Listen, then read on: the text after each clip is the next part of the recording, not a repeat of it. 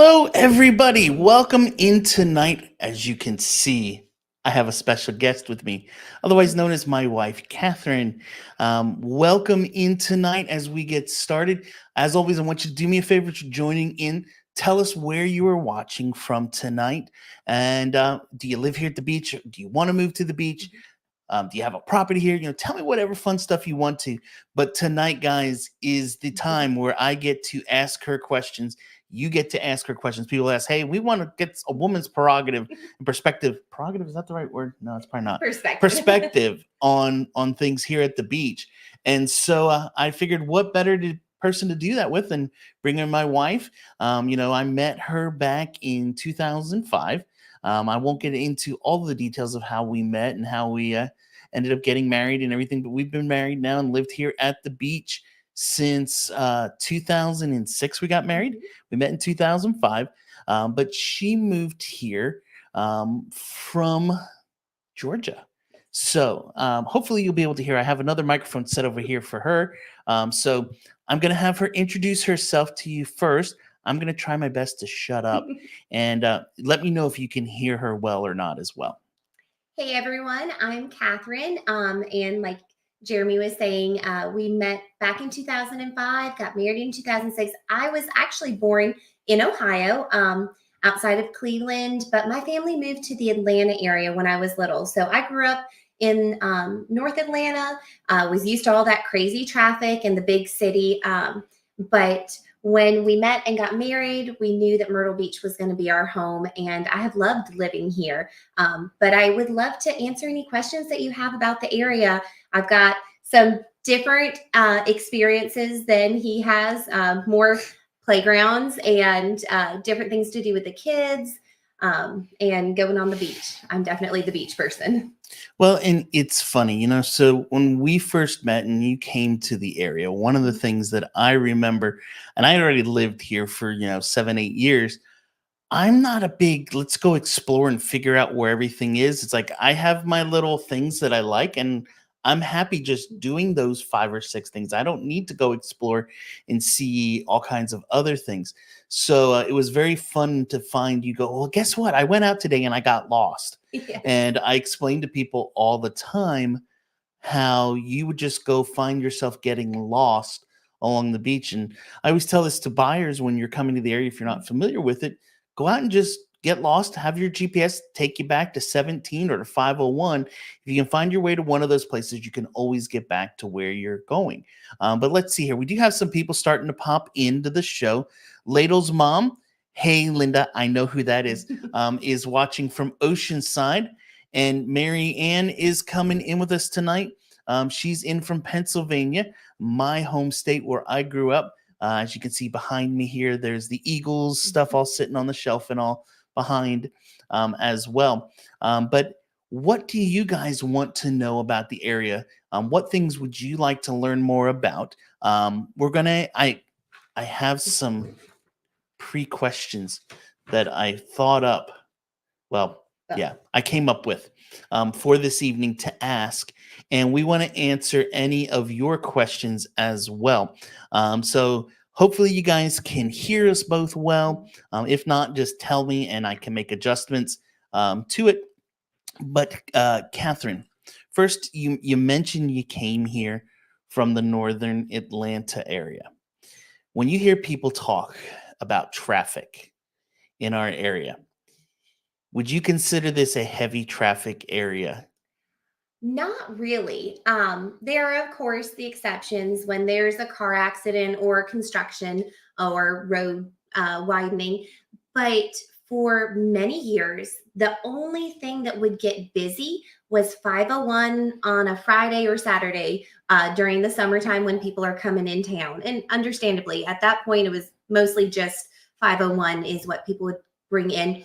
There are a couple other places where for like a half an hour during a weekday, you might get rush hour traffic. That's a little bit of a slowdown, but it is nothing major. And one of the things that I actually find refreshing about Myrtle Beach is, and maybe other cities are like this, but not many that I've been to, the way the roads are laid out in a grid pattern, there's almost always an alternative route. So if one route has a bunch of traffic, you can just turn right, go down a block or two, and use that to get to where you're going. And you don't have a big slowdown.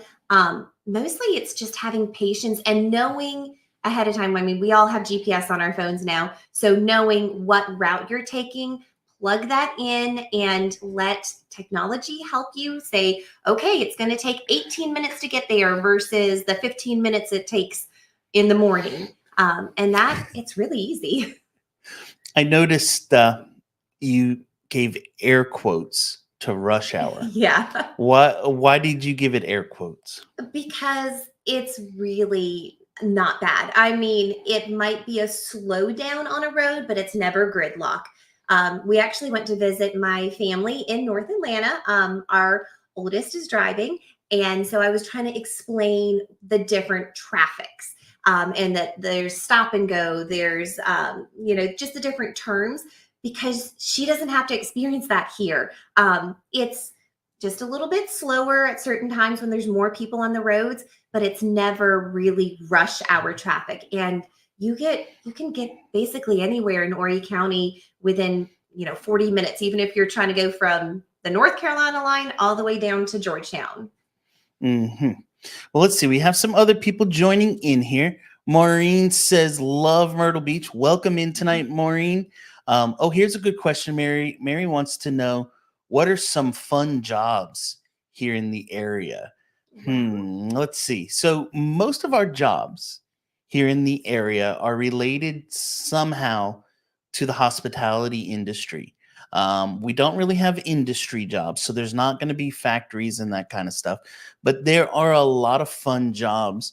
I think I could have fun working at like Family Kingdom, where you get to go ride on rides and do all that kind of stuff. Or working. I know a lot of like when my grandparents were still alive, my grandfather had a fun job working at Myrtle Waves. He'd go work a couple hours a day, and his job was to fix the lockers that people use for putting their towels and that stuff in when they're here staying. Anything come to mind? I mean, Broadway at the Beach could have some fun stuff. I was going to say Broadway at the Beach, working in the Upside Down House is what we call Wonder Works. All of the tourist things that it's just fun going into work. I mean, there's music, you're meeting new people. For me, that's fun. There are also a lot of opportunities where it might not be a full-time job, but either a part-time or volunteer opportunities. Like I would love to work at one of the animal shelters we have here that help adopt pets out. Who doesn't love playing with kittens and puppies all day long? Well, I enjoy playing with puppies, but my small allergy to kittens probably would make it where I wouldn't love that one. Yeah. But anyway, let's see who else we have here. So Jimmy says hi from California. Clint's joining in tonight from Waterbridge. What's happening, Clint?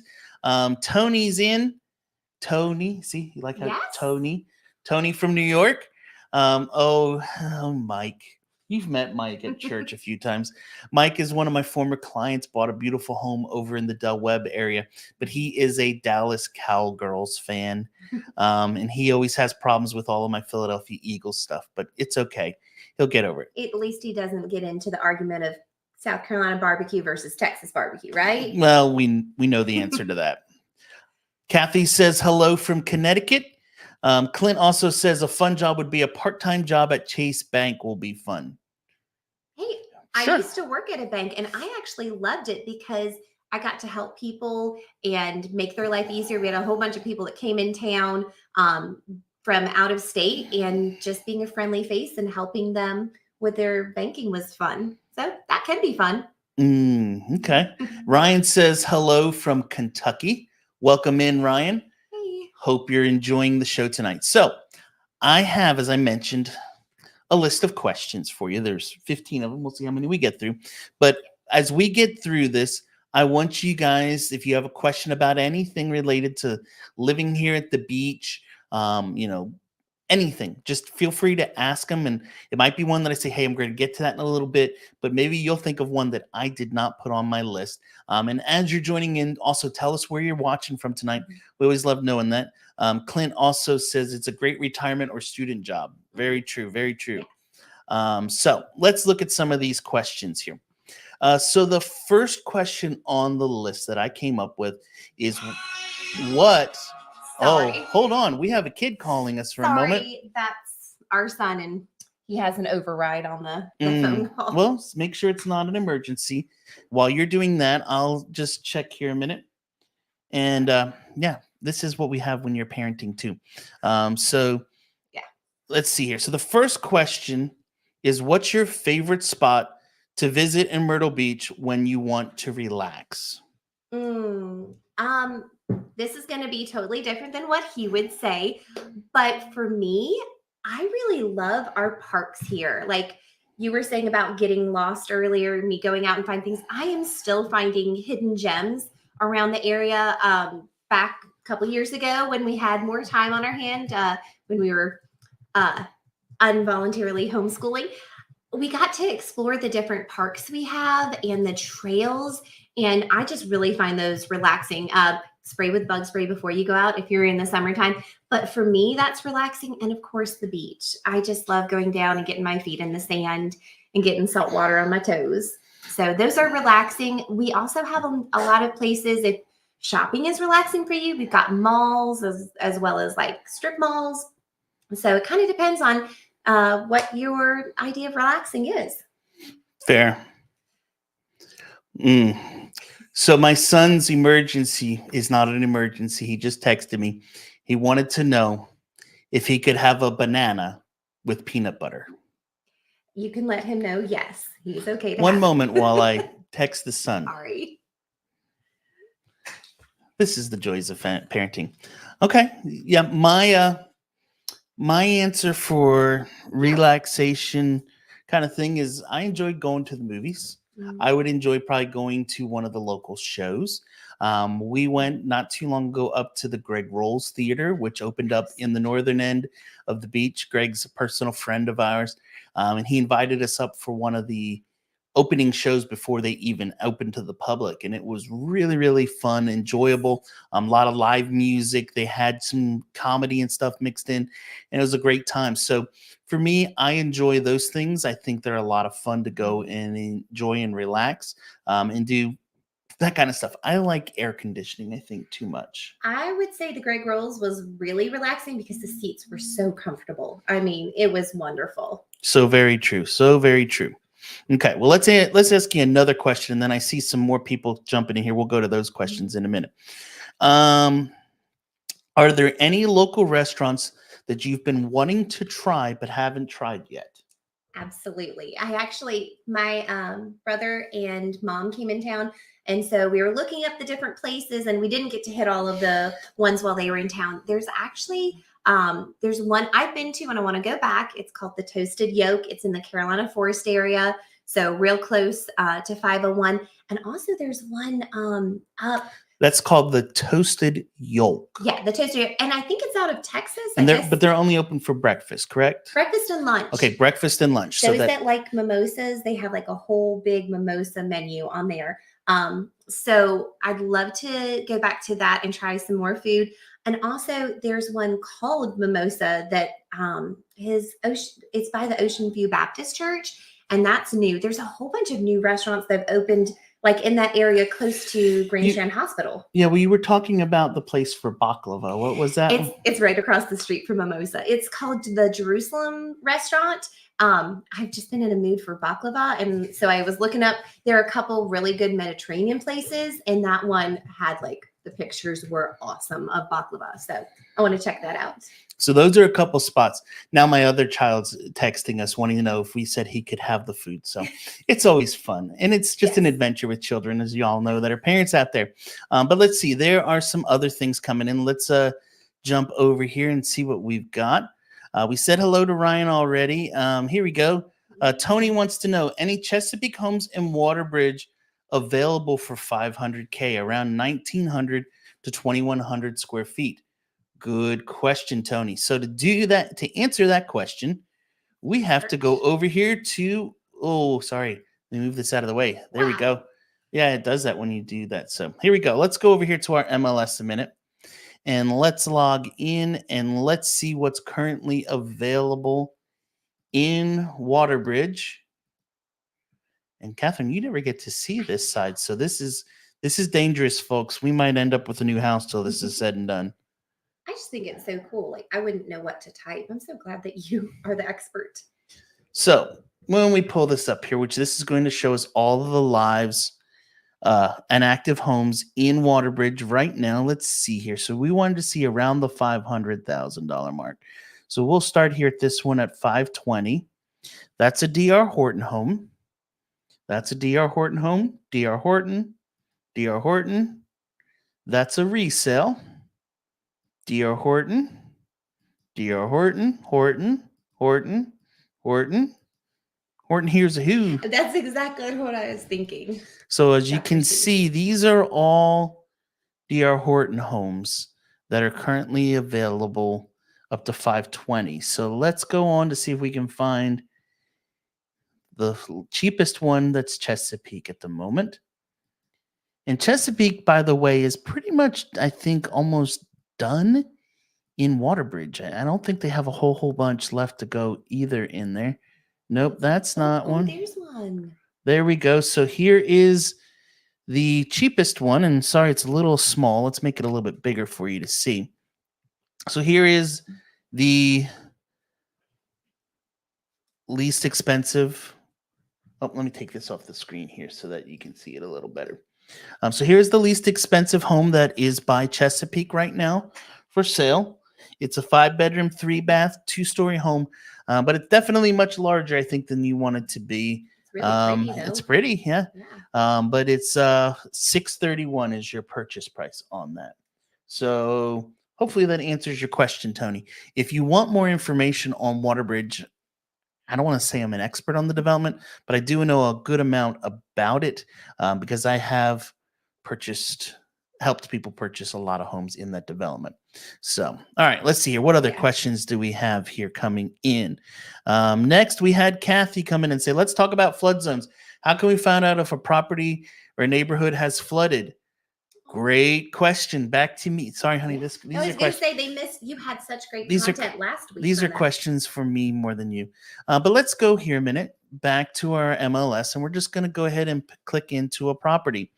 And we're going to go shopping right now. Oh, this one sounds Do you want good. to show that screen? Yeah, I'm getting there. So how about we go shopping for this home right now? This is a 6-bedroom, 6 full bath home for $2.295 million for sale down in Georgetown. And with this, one of the things that you're going to find is this property disclosure. And let's hide your question here a minute, Kathy, so we can see this a little bit better. And we will also make this a little bit larger for everyone to view. There we go. And so if we come down here, these are all questions about the property that are answered by the owner of the property. Okay. And as you can see, when we get down here into the actual questions on the property, they start to talk about flood hazards, wetlands, flood hazard designations, and all. And if this box is checked yes, that means that there's definitely some flood problems that you could have around the property. You can also then see whether the program has to have private flood insurance or part of the national flood insurance program. And then the other one underneath it here, number 25, talks about, is there a FEMA, Federal Emergency Management Agency, claim on the property? And so whenever something is checked yes, we should be able to come down here then and find out the answers to the question. So it states here that on this, that as we get down there, property occasionally floods during non-typical storm events. No damage has ever been produced. And so that's the big thing that we like to do, that I look at, number one, when it comes to figuring out if a house is in a flood zone or not. The other thing, you can use this if you want to, but I will be honest with you, it is hard to use and doesn't really make sense. But this is the flood zone maps for the area. And if I go in here and click on this to show you, and let's bring this up. Oh, no, that's not the one I wanted to go to. Here we go. Let's click on this one. So what you're going to see here in a minute, as if I don't touch the screen at all, it should populate in for Horry County all of the areas that are considered a designated flood zone. Okay. But if I go to just slightly tap it just a little bit, you see how it jumps pretty crazy. It's very touchy. You can put in an address of a property. You could put in the tax map parcel or those types of things to see as well. But it's very difficult to sometimes really know on this. So, what I suggest doing on any of these types of properties is that we go in, and when you find a property that you're interested in, that we talk with an insurance company right away. We want to make sure that is the property in a flood zone. The other thing that you have to take into consideration is that all of Horry County, the entire place, if I go back here to this map and we go here, and this is basically, oh, hey, it went crazy. Outer space. Whoa, we're getting there. I'm slowly trying to get it to come back in. There, that should kind of show it. This is all of Horry County. The entire county is in some sort of a flood zone. The question is, are we in flood zone X or AE? X is the areas that are in this kind of yellowish tan color. The purple spots are the AE, where you're going to have required flood insurance. So hopefully that answers your question. I have a question with that. Just because it says it's in a flood zone doesn't mean they've actually flooded, right? Not always. Not always the case. And in, like I said, if you're not in AE, it's not going to be required to have flood insurance. Now, our company policy that our brokers has told us is that they want us to suggest to everyone flood insurance is wise. Flood insurance is something you should think about and consider adding when purchasing a home. If it's not in AE, if it's in X, it's going to be maybe a couple $100 a year to add that onto the property versus, if it was in AE where it's required. Yeah. So it's not much for peace of mind. Yeah. So, all right, back here. Let's go back here and see. We have some other questions stuff. I love all the interaction that's coming in here tonight. So let's see. Where were we? Here we were. Brenda says, hello again from Maryland. Welcome in, Brenda. Clint says, I would like to find one of those large spas that have the pools, hot tub, cold plunges, saunas, steam rooms, etc. Not sure if they have those here, but it is relaxing. I do not know of any of those in the area. There might be one or two. I do know that for if you want a good massage, we've actually done couples massages there before. Massage Envy, which has a couple locations up and down the beach, is pretty good. I also know there's another one. I think it's pronounced Cinzia. It's Cinzia, which is up by the Grand Dunes, is also a great spot for a good massage. Or honestly, if you want a really good deep tissue massage, take a trip over to the mall. Ask for Michael. He will put you in pain. My sciatic's been acting up the last few days, and my wife said, maybe tonight we should take you to the mall to see Michael. I'm like, no, I don't need that kind of pain. Yeah. Let's see. Hippie Hen House has wonderful crab cakes. I have not tried them. We have to definitely go do that. Scott wanted to know more about the flooding areas.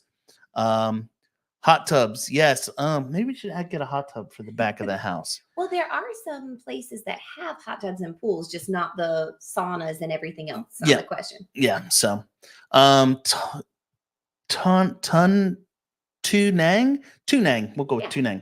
Can homeowners that are in Myrtle Beach as second homeowners take advantage of the residency benefits, such as fishing licenses, etc.? I think you have to call Myrtle Beach your home to get all of the, I know for like tax benefits you have to. I'm not sure about on like fishing licenses and that kind of stuff. If you own a property though in Myrtle Beach city limits, you do get access to the beach, the parking decals and all that stuff, whether it's your primary or second home. Ooh, and the other things, they get access to all of the like city gyms and stuff. Like where the kids took their swimming Oh, yeah. Like all of that. You get a discount if you're inside city limits. All right. The man, the myth, the legend. I love that's an awesome name.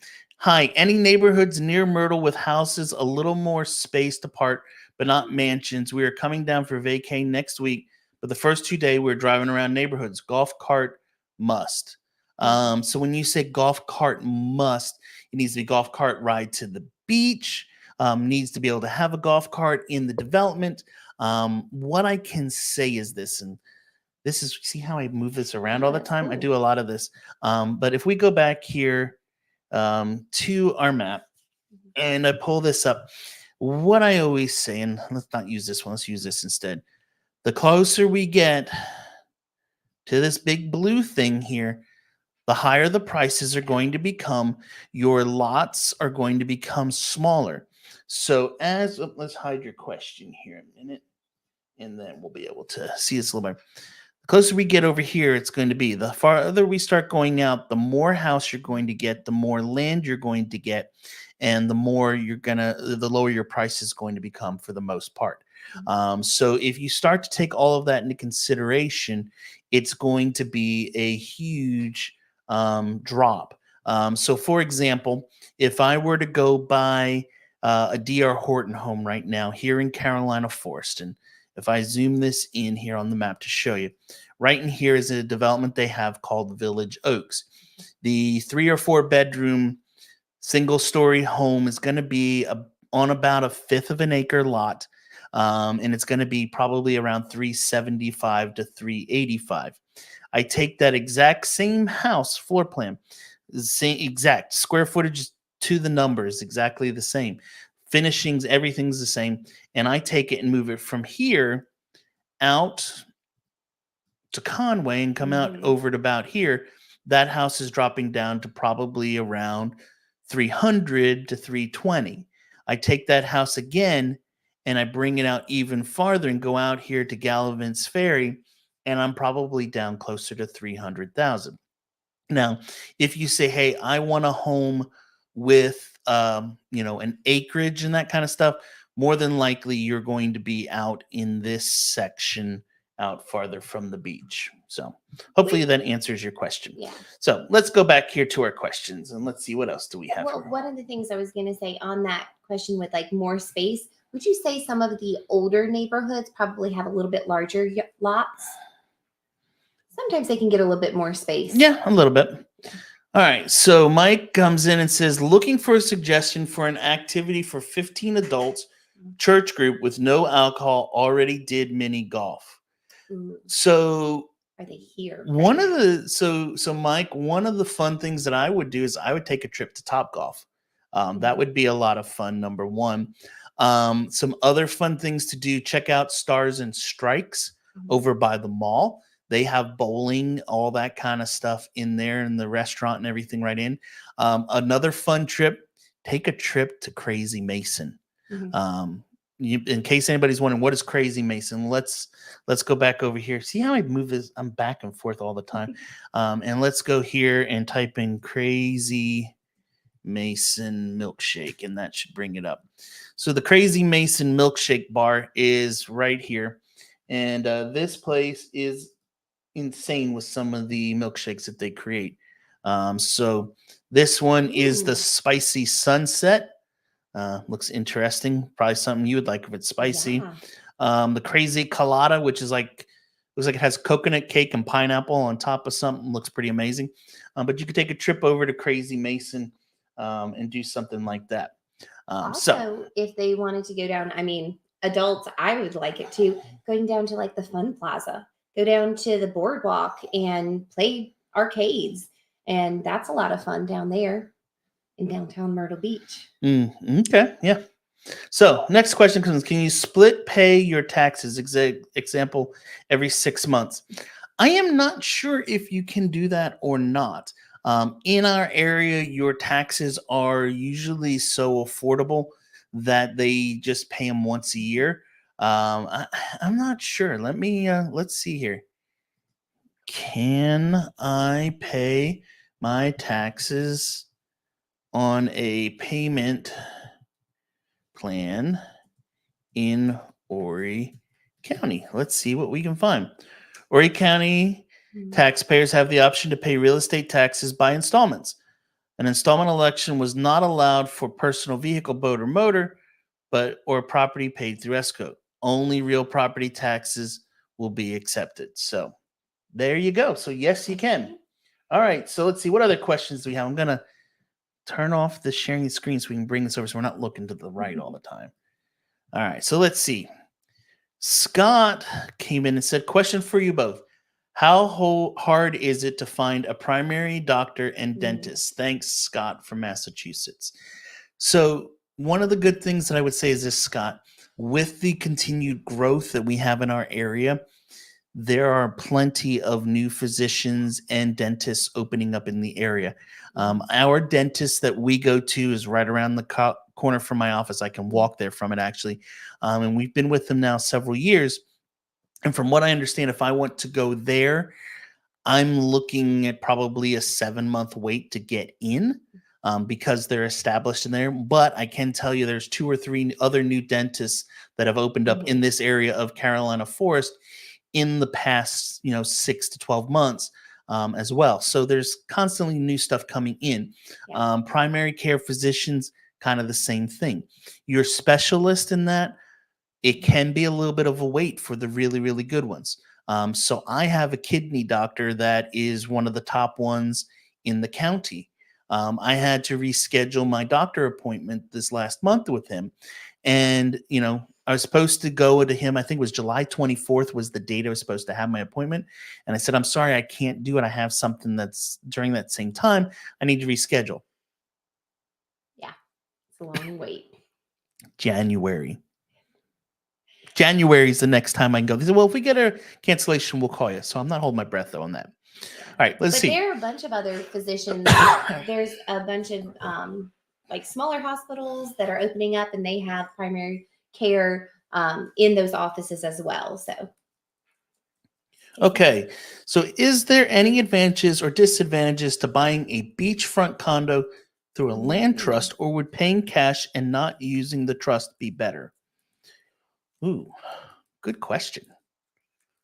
Honestly, I don't know the answer to that off the top of my head. I can say, obviously cash is always king. I have helped people, excuse me, who have bought the property. What I would suggest is buying the property, getting it under contract, and then if you want to do a quick claim deed, basically right after owning it, into the trust, you can do that. Or you can have, sometimes what we do is we write the offer. So say Catherine wanted to buy a property, we'd write it up and it'd be buyer Catherine Blanton.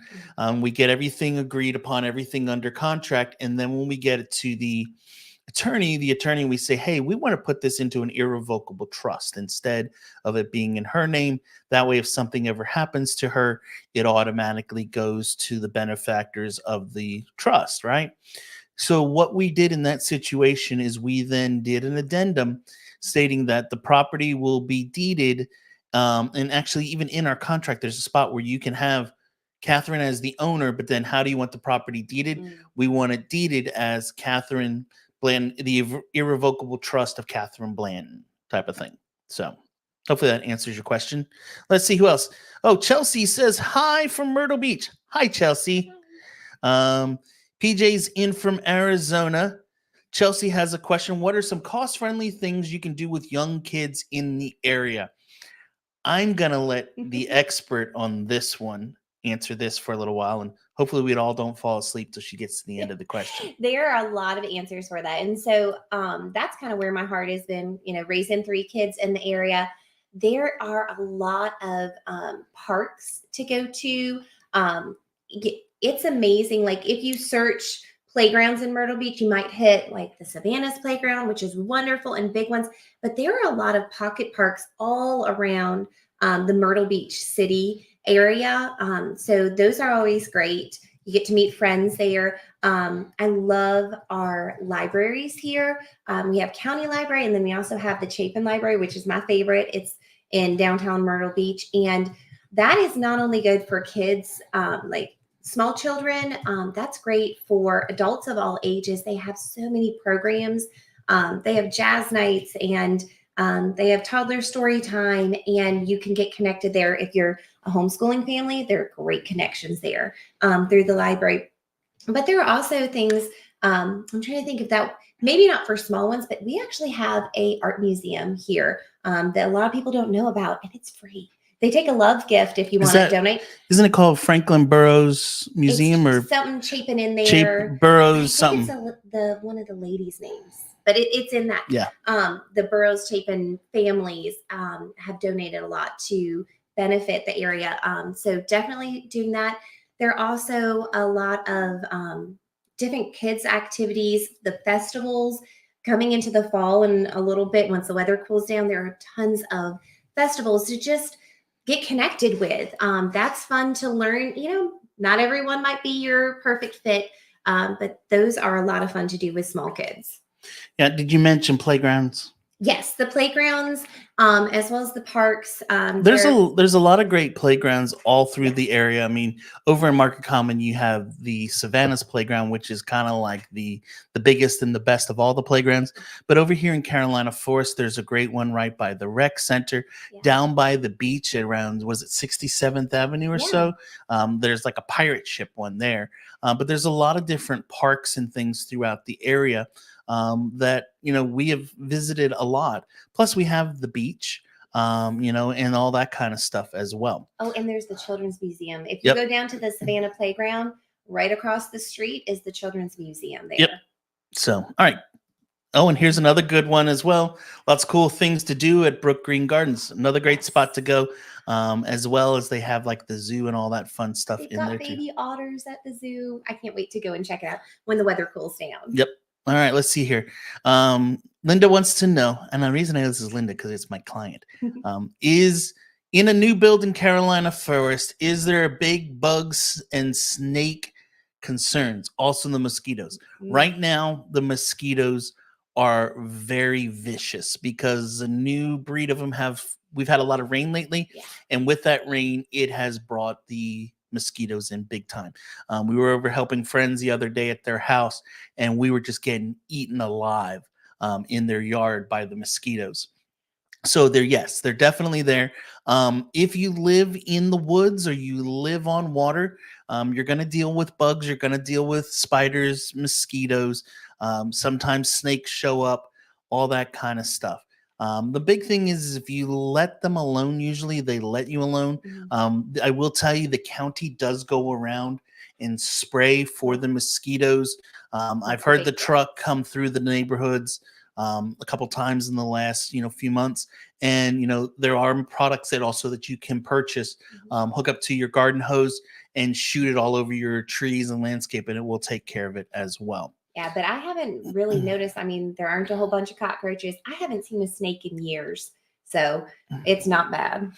Do you know where I can sign up for softball or tennis leagues near Carolina Forest? Yes. Yeah, so there are a bunch of different ones. The tennis isn't so much in the Carolina Forest area. That's more in like the Grand Dunes. They have tennis up there. We've got friends that our kids went to school with, and they did tennis and golf for kids there. The softball, baseball, soccer, I would say start with the rec league, especially if your kids are young and they're trying out a sport. They have a lot of options. I actually just got an email about a fall soccer league that they have there. So Horry County Parks and Rec. There is also with the YMCA, and look around the schools. Like you'll see the signs put out front when there's a new league starting up of softball or t-ball or little league football. They'll put it out a couple weeks before registration opens up. There are a number of different ones I've seen. So there's a lot for the kids to do as much as you want to commit to after school activities. Yeah, there definitely is different softball leagues. I know like my buddy who works for DR Horton. DR Horton had a softball team that played in the league. Some of the different churches in the area are part of those as well. Yeah, there's adults stuff as well as kids. It's amazing how many adult teams I see practicing and playing right at the one on International Drive. See, Clint was saying it was for me, adult softball. Okay, sorry. Yeah, you can do. I think kids. Yep, her mind. I mean, so background on my wife. There's a lot of pickleball in the area. Pickleball has become huge as well. Some of the developments even have pickleball and tennis courts in them where people play. But over at the Grand Dunes for tennis is probably where I would go looking. or inside the city of Myrtle Beach down at the Pepper Gettings. There's probably some leagues down there as well. Crabtree Gymnasium is the indoor one there, and they have great ones. Yep. They even have what is it? Hockey. We don't have ice, but we have hockey. Who knows? Are there community centers for seniors or quilting get-together groups?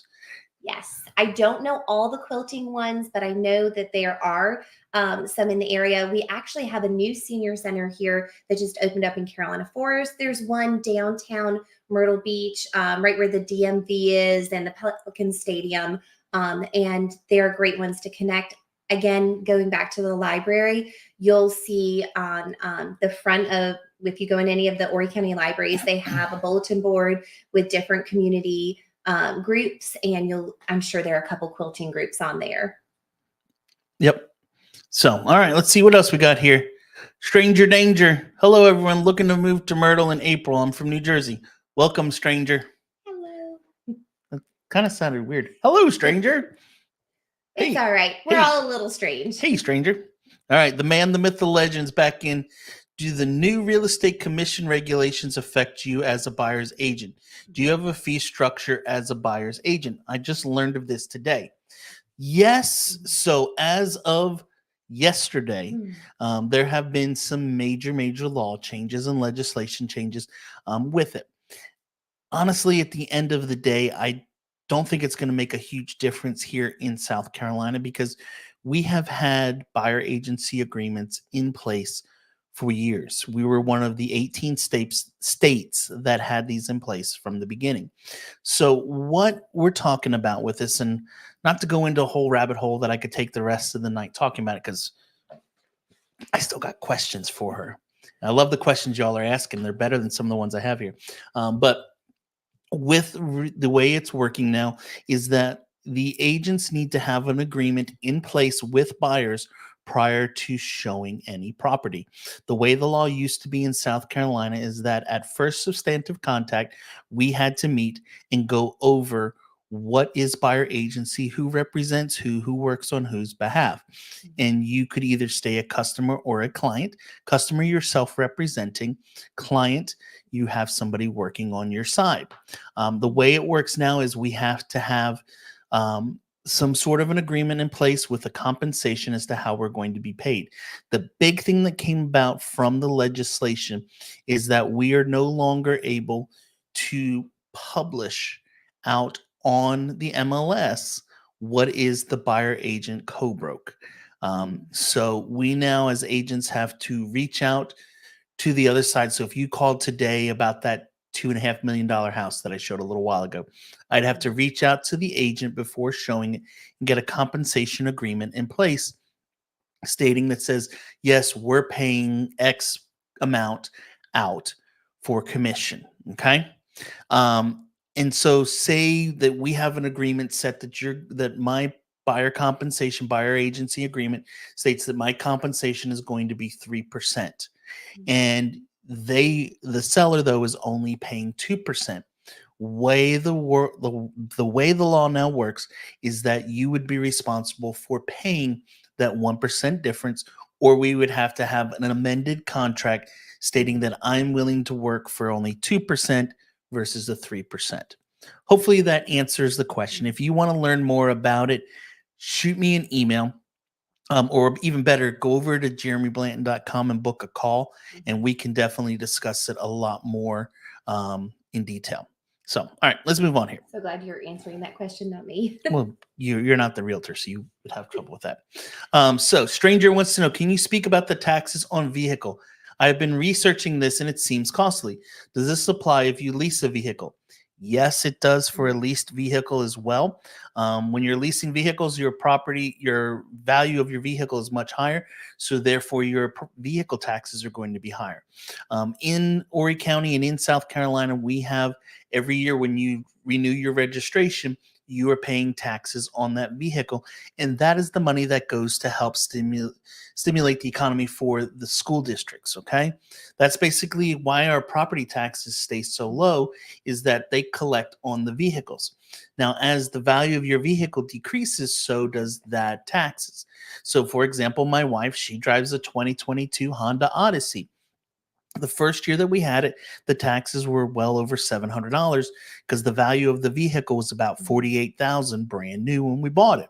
Well, now that we've owned it a couple years, the value has come down and so has that tax. It's now down under $400 a year, and probably with another 2 to 3 years will go down under 300. So as the value goes down of your vehicle, as it ages and has more mileage, that tax number drops down. Hopefully that answers that question. So good questions so far, everyone. Keep them coming. We love it. The only thing I can say about the car tax is make sure that you pay that first before going across to the DMV. Otherwise, you have to wait in the DMV line twice. Yes. And that's a pain. And make sure you pay it on time because the fines get pretty steep. Yeah. So, all right, let's see here with some other questions. Here's one for you. Is there a particular event or festival in Myrtle Beach you look forward to each year? There are a bunch, and there are some that I haven't even gotten to try out. Like the Greek festival that's right there at like 30th Avenue or wherever it is. Usually in September. But the problem is it hits on the same weekend as one of our kids' birthdays. And so we haven't been able to try that.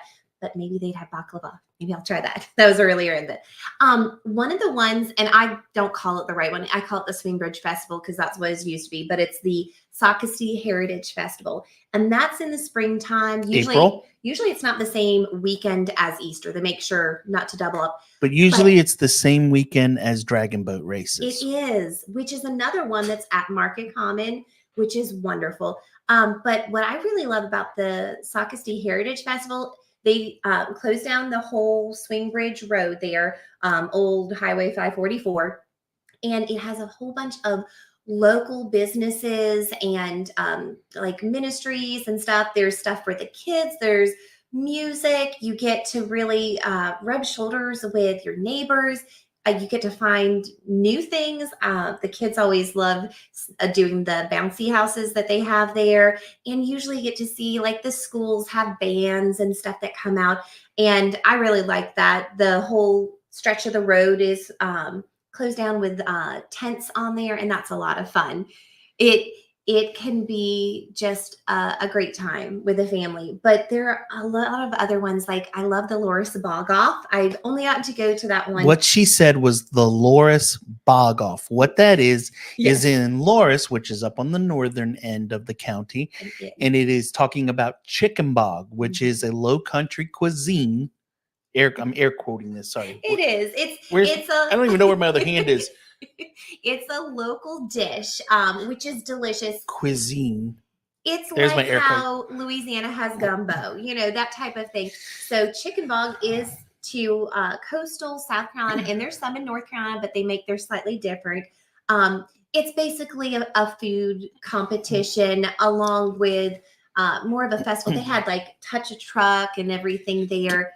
It's a lot of fun. Can I share your favorite? I'm surprised she didn't say this one, but one of her favorite things that she enjoys doing, and it's not really a festival to go to, but she loves going down to the beach during the American Heart Association's horse walk, where all of these horses come into town, and there'll be hundreds or thousands of them that get to walk on the beach during the day. And so there's these beautiful horses all going up and down the beach at that time. So it's a really great one. You just go down and you get the beach, and it's usually in November, but it's the whole weekend, and it's so cool. They dress up and everything. And of course, our kids love, there are a bunch of car shows that come in, like Jeep Week and like the Run to the Sun, which is like the old style ones. Those are always fun. What's your favorite outdoor activity here at Myrtle Beach? Well, you said it, going down to the beach. I love that. I also love the fireworks that we get to have at Broadway at the beach. That's fun and free. But one of the things I love doing down at the beach is looking for shark's teeth. For the longest time when I lived in Myrtle Beach, I walked all around the beach. I didn't know how to find shark's teeth. And then someone clued us in, what about like 5 years ago? And now I can't stop. Mm-hmm. It's a lot of fun. So here's another question for you. Are there any hidden gems in the area you discovered recently that you want to visit again and again? Yes, actually, I did. I heard about it for a while, and then a friend said that she had gone with her kids. Marine Garden. So that's up in Little River on the northern end of Myrtle Beach. Real easy to get to if you go up 31. And it is a Horry County park, free access, but it is like a hidden gem. There are miles of walking trails. It's close enough to the water that there's a breeze, so you don't have to deal with the mosquitoes. And they have fiddler crabs there. The first time we went, when my family was in town, the crabs were scuttling next to the playground. The kids were like, I get to swing and see crabs. It's just like the little ones, and they climb the trees there. It's amazing. And that you can see the boats going out for the dolphin cruises and deep sea fishing. It is just really cool. But there are a lot of hidden gems. I mean, you got to check out Huntington Beach and learning the history of the area, with Adelia Castle, which I actually learned, I'm pronouncing it wrong. It's Adelia, I think. But there's a lot of wonderful stuff here. So this is an interesting one, and ChatGPT, which is an AI software, helped me to come up with some of these questions. And I thought this one was kind of an interesting one, and some people may want to know, is there a local charity or community organization you'd like to get involved with? Oh, there actually is one. I would love to be more involved. I have gotten to be involved with it in the past. So there is one called Help for Kids or Backpack Buddies, and that is a local charity that helps kids all year long, not just during the school year. They do back to school supplies for kids. They do clothes and shoes in a really kind way, not drawing attention to those that are underprivileged, with shame, but just a lot of dignity. And they also make food. So in Horry County, at least the last couple of years, the kids, when they're at school, get free lunch and breakfast. So that's kids for pre-K all the way up through 18. But for some of the kids on the weekend, they have to deal with a lot of hunger, and especially during the summertime. And so people donate their time, donate food, and they make meals. They send home food for the weekends, and that really blesses families. Also, earlier I talked about a fun job would be volunteering for like the animal care centers, Kind Keeper, and a lot of those charities. It is so wonderful to be able to give back. And even if you don't have money, you can just give your time. So that's a lot of fun. And of course, I love our church. Beach Church has a lot of ministries that you can be involved with. Oh, another one. I could go on for this. During the summertime, we have some international students who come to our area, and they work. They are able to make more money to help with their education, to help their family. And they're called J1 students. I think I'm saying that right. So they have, what is it called? Like the International Cafe. Yeah, I don't know. It's downtown Myrtle Beach. And they make meals for these students that are out of town, out of the country. A lot of them, English is their second language. They're coming here and working hard, and it gives them some home cooking. And I think they have games they play there, like table tennis and air hockey, and they just get to go and have a safe place to hang out and get to know other people here in Myrtle Beach. Yeah. So, all right, I'm going to give you a break to catch your breath, have a drink. Yeah, are there While, comments? while you're doing that, well, we're going to get to the comments in a minute. But before I do that, I want to jump back here a minute, and I'm going to show you all a couple channels that I have going that you may not have seen before, and you want to go check them out. The first one that I want you to check out is this one, Myrtle Beach Shorts, where it's going to be short form video content. These are all 60 seconds or less. But we talked earlier about one of the fun things to do for relaxing is maybe going when we went up to there to check it out and kind of showing you a little bit behind the scenes of what it looks like inside the place. You're going to get to see the outside of it, the super comfy seats that we were sitting in, and then, just a couple little clips of some of the entertainment as it was going on during the show. But in addition, on this channel, in addition to showing some of the stuff about the area, you're also going to find some fun stuff about real estate on here as well.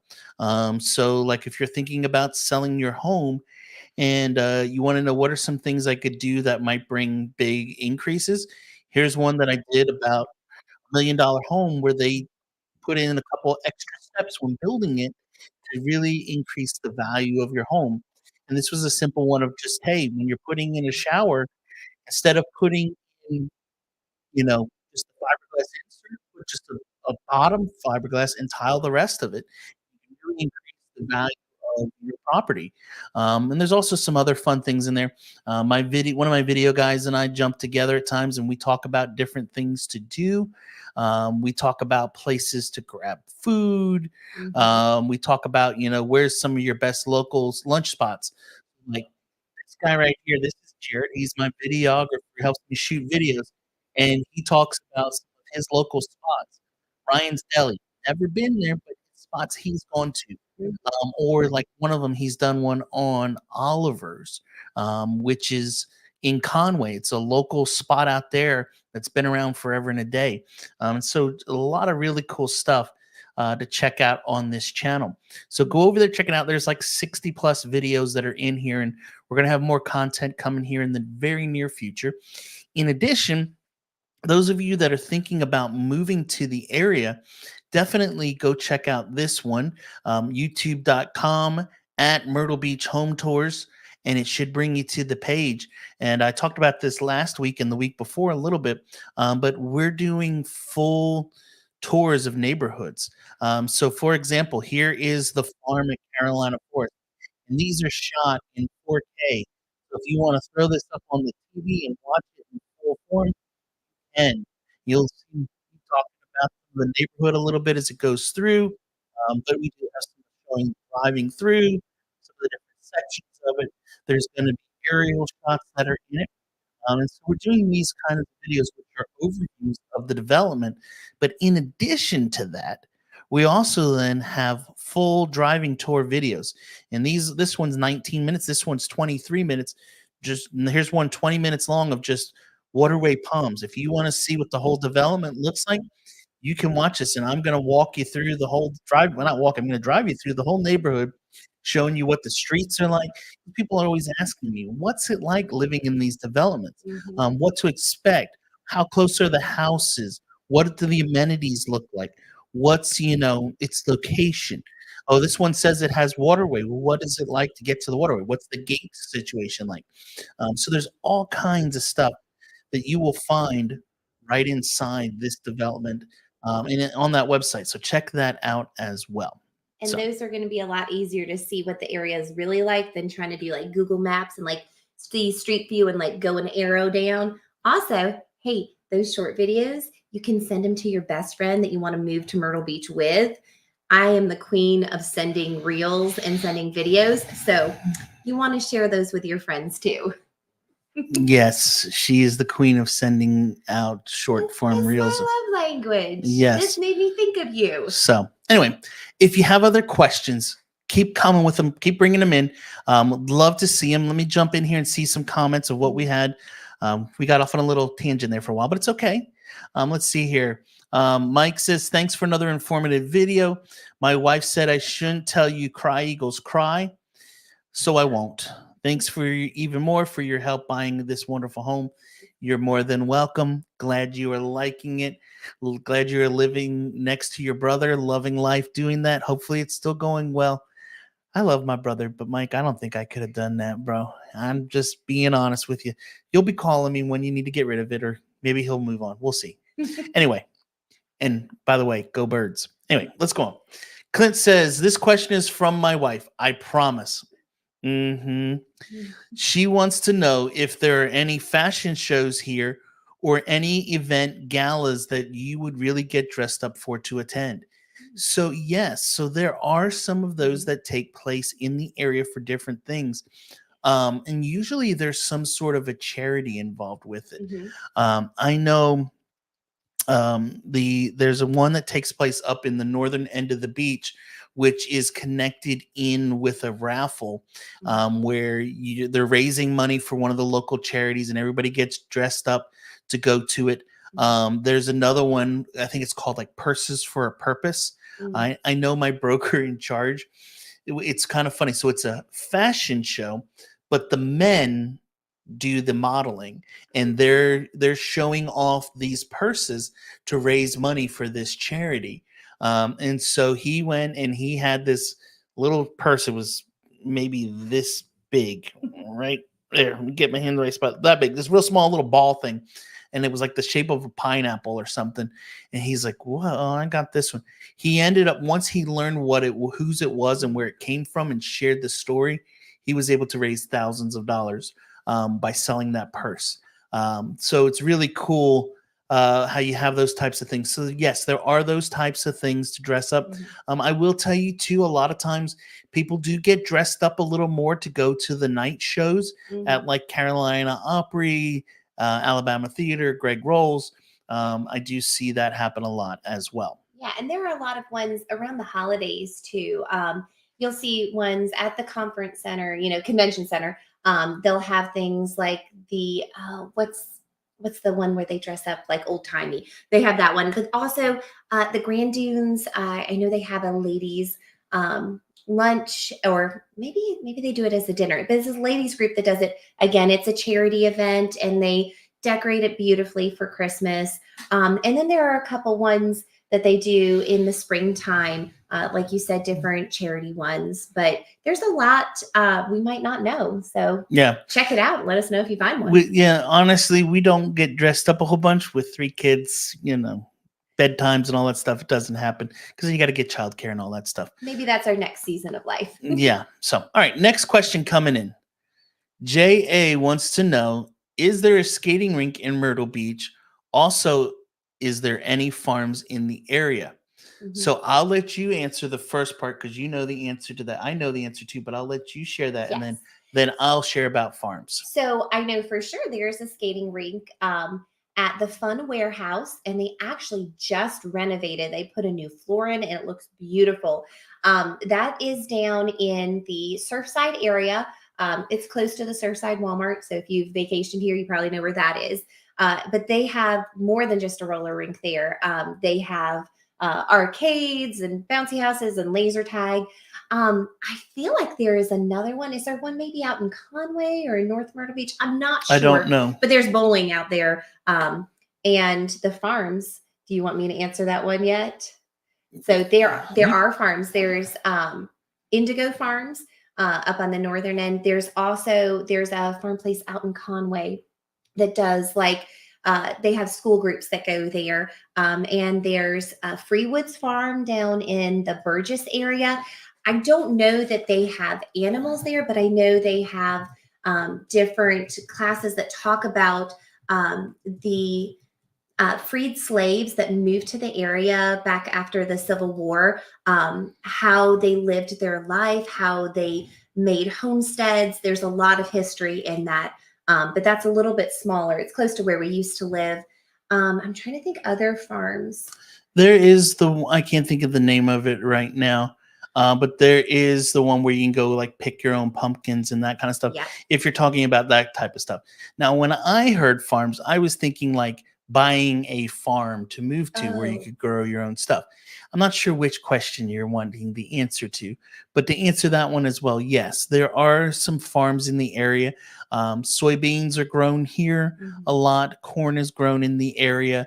Tobacco is still cotton, is still grown in the area a good amount. Out as you get to Loris and out into Conway, you can definitely find a lot of those types of farms as well. I can't think of the name of that. Where you can go and pick your pumpkin, and they have the corn maze and all that kind of stuff to jump into. Well, is it Indigo Farms? No, it's not. I can't think of the name of it. It's named after somebody. Maybe somebody watching will know and say it in there too. It's all right. We'll think of it. So here we go. Moving on. Jeremy, what is the name of the YouTube channel again? Okay, so the 2 channels, and here's what I'm going to do. Let me slide this over to the side, and we'll go back here a minute. Give me one moment while I grab these. I will share them in the chat for you. So here is one of them. That's the home tour channel. And then here is the shorts channel as well. So there we go. All right. So moving on here. let's see what other questions we have and keep asking them. And while you're asking your questions, we'll keep going through. Oh, so JA did say here then, like animals and picking fruit and things, that kind of stuff. Yeah, so you did answer it Yeah. correctly. Good. Well, and Tyler's Produce, that one, we do picking Yep. fruit there. They also have. Is that where you go for strawberries? That's strawberries. Tyler's Produce is where I go for strawberries, and Bruce's Blueberries is where I go for blueberries. But they just do like blueberries and blackberries during the summertime. But Tyler's, they have all, I think, spring to fall. They have other ones there too. Thompson Farm. That's the other one you were saying. Thompson Farm does the corn maze. They have pumpkins and everything. You'll get I think they might even have like sunflowers for pictures during the summertime. They do. Yeah. In fact, here, let me pull up the website here a minute and show you. So we'll add that to what is a place we need to check out, because we haven't gone. Our kids have gone on field trips. They usually take like kindergarten and first grade there in the fall, and they have a whole thing about how corn is grown. Remember, Miriam loved it. So here, home with corn. So here's your information on Thompson Farms, and you can see a little bit about what they have going on. And they have activities. They have the corn maze. As we get closer to fall, they will have pumpkin picking and all that kind of good stuff there as well. Did it show that they had drive-in movies too? If you go back one page, there's a lot. Yep, they got all kinds of stuff. Check it out for sure. All right. Going back here, let's see. Let's bring this back in. Yes, Clint, we're talking about pumpkin patches. We almost skipped over Mary's question, but Mary wants to know, what is the most beautiful beach, in your opinion, in the Myrtle Beach area? This one, I think we can agree on between the two of us. I'm not as much a beach person as my wife, but I think our favorite place on all of the beach is probably around the Golden Mile, because it is where you have all the locals. It's where it's all residential, so there's not a ton of tourists there. The beach is flatter and it's wider. We were down at the beach this weekend. We did beach baptisms with our church again, and even just being there, I noticed the beach had much steeper angle on it than where we usually go. And I've shared this story before. You may not remember it, but been probably about 2-3 years ago now, where we were going to go to the beach the one day. And remember, I had that client that said, "Hey, I want you to show me the house down in Surfside again." Remember that day? Oh, yeah. And so I said, "I got it. I'll do the beach with my family in Surfside today, and I can do my work all at the same time. Then go to the beach for a little bit. I'll do my work and then go afterwards." And by the time I finished doing my work to get changed and go down to the beach, they were already back in the van. And I'll never forget when I got to, I was like, "Uh-oh, which one of my kids acted up?" And my wife said, "All right, time to come home." And I go down, I was like, "What's wrong? Why are you here?" And my kids in the back go, "We're done. We're bored. This beach, we don't like the beach here. It's not as nice. It's too crowded. It's this." And I realized that day, I've created beach snobs. Yes. So, but the Golden Mile is probably our favorite part of it. Yeah. One of the things I would say, and maybe it was just because it was rainy the day we went there, but if you go down to the state park, Huntington Beach, there are miles of, it's really wide down there. I know a lot of people, they get annual passes and they drive a little bit farther because that's down in Murrells Inlet area. But they love that as well. So So Clint said a pumpkin patch. Yes, pumpkin patch, and not pumpkin patch lane in the farm. The actual pumpkin patch. Yeah. So one of the things you don't have the picking is like some of the fruit trees. You're not going to find that with our sandy soil. You have to go in farther. If you want apple picking, you got to go up into North Carolina for the most part.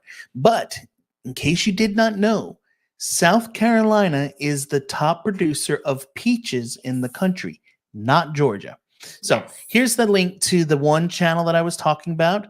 YouTube.com at Myrtle Beach Home Tours will take you to it. And then here is the other one, YouTube.com at Myrtle Beach Shorts. And if you put /shorts, it'll take you right to the channel. So Myrtle Beach Cop Watch says, "What's up? How's everyone doing tonight? What's up? Welcome in." Deneen says, "Thank you." Let's see here. Are the farmers market here higher quality and less expensive than regular grocery stores? Probably not, I would say. I don't usually go to them very often because usually they're during the day when I'm at work. But as a whole, what I've seen, and you probably would tell me if I'm wrong in this, usually you have a little bit less of a selection, maybe a little bit more organic, Yeah. fresher, maybe a little bit higher quality, Mhm. but you pay, as my dad used to always say, you get what you pay for. And you're supporting local businesses. You'll find stuff there that you might not find in the store because it is fresh picked, and maybe the stores can't stock that and have a shelf life. We have some really great farmers market. There are ones in Myrtle Beach, a couple locations down at Market Common during the summertime, but we also have just farmer stands that pop up. The one over by your old office, I just passed that. They had peaches out. You'll have boiled peanuts. But also a lot of our farmers market offer things that you wouldn't find in the stores, like the jams, the jellies, the honeys, the knitted things. And also one of the things I know, like Lowe's Foods and I think even Food Lion, they'll have on there locally grown, where Yep. it's in South Carolina, North Carolina. So you still get that local flavor, even if you're shopping in a regular grocery store. So Stranger says, do you have an email address we can reach out to you for Mhm. questions that you can post in the chat? Also, please and thank you. Yes, my email address is actually scrolling right across the bottom of the screen. You'll see it right there. info@jeremyblanton.com is the easiest way to reach me. Yeah, you can reach me right there. It's the easiest spot to get me, and I'll post it here in the chat. info@jeremyblanton.com. That is my email address. All right, let's see here. Myrtle Beach Cop Watch. I don't live far from Tyler's Produce. I go there a lot. They always have a great selection of stuff. So there you go. Somebody who's right by it. Yeah. Let's see here. I took my daughters to Thompson's Farm last year. They had a little petting zoo and a couple of kid bounce houses and a corn maze and a lot of other kids activities. They had a really nice pumpkin patch too. Awesome. Awesome. So Wayne's in with a question. Let's see. Wayne wants to know, is food expensive down there and how much is milk and eggs? Good question. You have your phone handy? Because I can look it up. Because she has the Walmart app and the Kroger app and the Publix app and all the different apps. I have Publix. Let me look it up. We'll go to Publix here for a minute. Publix. I was going to say, we have Sam's and Costco here, and with our family, especially during the summertime, we get the big things of milk and eggs. So that's a little bit different. You're looking up there. I'm going to look up Walmart because Walmart is pretty good. I mean, they've got a lot of good produce and perishables. So. Well, I don't know if Publix is going to give me prices in here. Unless you select which location you're going to be at. So I'll look up milk. So 2% milk. Let me go right over to the Walmart one. A gallon of milk is $3.04. And of course, that varies. I think it goes up if you get the 1%. I'm not sure. But milk's not bad. Let me look up eggs. And our stores have a lot of variety. I mean, if you want the brown egg, if you want the free range, they have those as well. And talking about farms, we have a lot of people that have hobby farms, and you can get those fresh eggs at the farmers market. So let me look up eggs. So a 12-pack of eggs. They have organic ones there too. It's going to be right about $2.50. I would say if you're buying the ingredients for food, it is not much money. Now, if you go into a restaurant, you're going to be dealing with, the upcharge for the service and not having to cook or clean up after yourself. So that can get a little expensive, especially our kids don't realize we can't eat out every night. Yep. A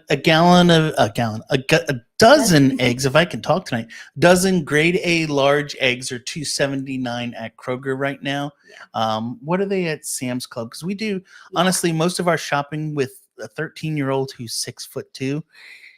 It happens at Sam's because he literally has, I think, 2 hollow legs. He will eat the whole meal. Then he has seconds. And then, of course, the next question after that is, what's for dessert? Or can I have a snack? Yeah. So 2 dozen eggs, because they sell them in bigger portions, it's $5.68. So not bad at all. And I can look up their gallon of milk too. Hopefully that answers your question. While she's looking that up, Myrtle Beach, Cop Watch says, Wayne, you can get a carton of 24 eggs for about $3.50. Yeah. And the milk is like right around $3.80 at Sam's. I So. can also let you know right now, a gallon of gas across the street today when I pulled in was $2.81. Yes. So gas here, our good friends just moved back from Michigan and they were so excited to see gas under $3 And a it gallon. didn't jump up when we had the tropical storm blow through. Yep. It stayed nice and low. Do you know how soon they are going to start the new developments off of Water Tower Road in North Myrtle Beach area? Depending on which development you're referring to. Honestly, once the permits get pulled, they will start them. I don't know without being specific on that. What I would suggest, if you have a specific one you want to know about, shoot me an email to that info@jeremyblanton.com. I need to go down that road. Yeah. I want to see if the Amazon Yeah, places. so they're working on an Amazon shipment center there. FedEx just built, or not FedEx, UPS just built over there. Pepsi built a huge plant over there. A lot of stuff that's going in there. Mary says that's cheaper than here in PA, and gas is definitely less. Yeah, it's definitely less here. We have some of the lowest gas prices in the country. We're just But blessed. great questions. Keep them coming. Let me jump back here while you all are typing them in.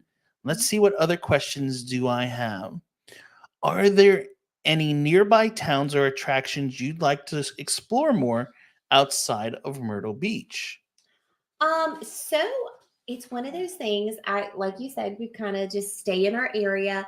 I have wanted to take our kids up to North Carolina, which is, I mean, it's like a 30-minute drive, to just show them some of the history in that area. We have a lot of history here. 17 has been a road since back when we were a colony. So we have a lot of history here. The Republic of Horry County. Yes. Yeah. Back when there wasn't air conditioning and we weren't as populated, because everybody wanted to be away from the heat. So of course Charleston, but that's a little farther afield. Really, are you saying, repeat the question back again? It was in our What area? areas would you like to go visit outside of Myrtle Beach nearby? So outside of Myrtle Beach, I would say that there's also in Florence. I heard about there's a park they have there that has like walkways through the trees. I wanted to check that out. We've also done several, over the years of living here, several trips for day trips going to either Charleston, Somerville area. We've actually gone down there, for concerts and conventions and things like that. You can go up to Wilmington, just north of us. Wilmington's basically an hour away from us north. Charleston's an hour and a half south of us. And then Florence is about 60 to 70 minutes to the west. If we had to, now that we've done it a couple times before, then we almost were tempted to take a day trip to Florence to go to Buc-ee's just to check out Buc-ee's. Being honest. So anyway, moving on. Let's see here. Rom says gas at Sam's Club by me in Chicago Burbs is $3.68. First time under $4 in a while. You want me to look? We haven't seen $4 here in a very long time. Yeah. So it's been right around the $2.75 to $3.10 range for the most part lately. It'll jump sometimes 15, 20 cents, and then it slowly goes back down. Like I said, across the street from the office, it was, we have a Murphy Express, and it was $2.81. Now, if you want to save some more money, here's a tip for everyone out there. Get you your Walmart Plus app, which then gives you delivery and all kinds of other benefits, Paramount Plus and all that stuff. But it also saves you 10 cents per gallon at any Murphy and Walmart gas station. Yeah. So I filled up the other day for $2.75 here. Yeah. Sam's is $2.81 a gallon. Yep. For us. So. And then Deneen says, I heard Pulte, Beezer, and D.R. Horton are going to be building off of Water Tower Road. I would definitely see it coming. I know that they have already. Horton built Bell's Lake over there.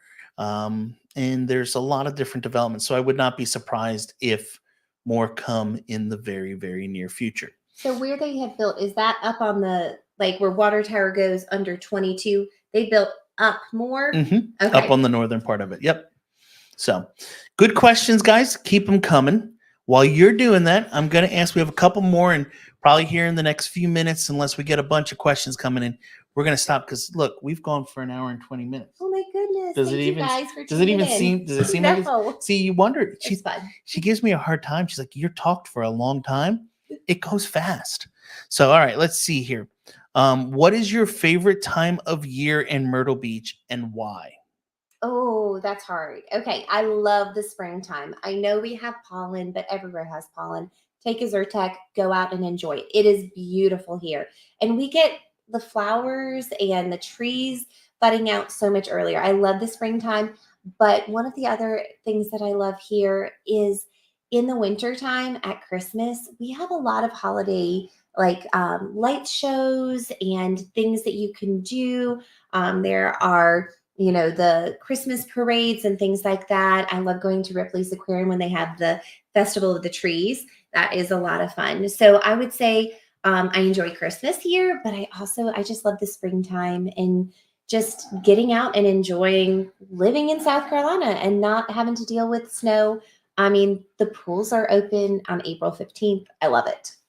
Yes, pools are open here in the communities from April 15th, basically usually to like October 15th. And it's a little chilly in April and a little chilly maybe in October.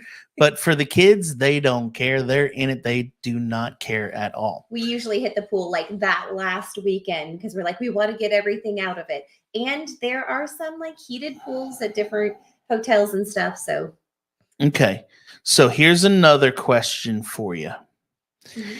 If you had a free weekend, what would be your ideal way to spend it in and around Myrtle Beach versus we talked about going where we would go away for if we had a quick Mhm. weekend, but what would you do would be the ideal for here in town? And this is actually kind of a setup too because we're doing it this weekend. Yes. School goes in session next week for our kids, so we're going to try to maybe take Friday or Saturday this week and go do some fun things and act like tourists here in town. So, what would be the ideal things to do? Well, one of the things that we're going to do, that if you're here during the summertime, We are. going to the water park. That is so much fun. There is so much there. They've put new slides up and all. That's awesome. I love going to Family Kingdom. That is like roller coasters and carnival rides, and there's something for everybody. Unless you are just going to look, just get a wristband pass, and then you can go on the rides as many times as you want. They have it where you can pay per ride. Brook Green Gardens is wonderful, and Brook Green Gardens, if you're going to be here for a couple days, you don't have to do it the whole day. At least the last time I went, they have where you can return again within a 7-day period. So you can do the Low Country Zoo and the walking trails on one day, and then the next day you can do over where the gardens and the statues are. So you really get a good bang for your buck. Or again, on the northern end, Alligator Adventure. I mean, there are some amazing things there that you can't see other places in the world. And they have the return policy as well. As many people as you paid for the first day, you can come back within 7 days, do it again. So I'm definitely, especially when the kids were younger, you had this long of a time period. So once they got tired, when it was nap time, you're like, okay, we need a pause. But that's the same way as we get older. It's like, all right, I want to go eat something and then come back later. So those are great things. Also, downtown Conway. There's some stuff down there we have not gotten to explore going down on the waterfront, and there's always something happening. There's a good barbecue place down by there too. Just saying. But Yes. anyway, all right, let's see some other questions. Wayne wants to know, is there any restaurant delivery and is it expensive for delivery of food? So I can tell you that we honestly do not do it. We're not a Uber Eats, DoorDash, Except Insta. for Is tonight. it I had it delivered. or the Insta whatever? We don't do a whole lot of them, but I can tell you a lot of the restaurants here in town do cater to that and do Yes. offer it. We went to eat the other night. Where was it that we went? Oh, we were at Chili's over in Carolina Forest, and there's a whole separate door for the Uber Eats people to come in and grab the the meals to go. So They- there's a lot of it. There is, the typical fees that they add on to it. But I don't think it's too terrible. And they have deals where it's like, if you wanted groceries delivered on Monday, produce gets no charge. They have different specials. Like you said, Uber Eats, all of the delivery apps, they offer that. But there's also curbside pickup. So if you didn't want to sit down, it doesn't cost any more. Just Yep. order through the restaurant app. All right. Max says, hello from Pennsylvania. How are HOA homeowners coverage and other costs recently in Myrtle Beach? So I think he's referring to insurance is where he's trying to go with this question. And what I can tell you is insurance has gone up some. As property values go up, so does the cost to insure something go up. But also when you add in a lot of the major storms that have come through the area over the last several years, it is a little bit more expensive. We're not quite as bad as Florida. Some of the different insurance companies out there are not writing or have made it so difficult to get insurance with them. State Farm being one of those. You have to have, in fact, I don't know if Big Mike's still on here, but Big Mike has State Farm and his brother did. And to get insurance, we had to have a certificate of occupancy.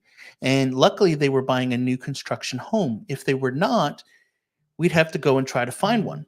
If I was selling my house today, which we bought resale, and the person purchasing it wanted to use State Farm for their insurance, I can't produce that. I don't have such a thing, and so you have to have that in order to get State Farm to insure, and it has to be up to code at least 2013 or newer. So there's a lot of regulations on that kind of stuff, but there are insurance brokers that are out there. I've had Terry on before on the show.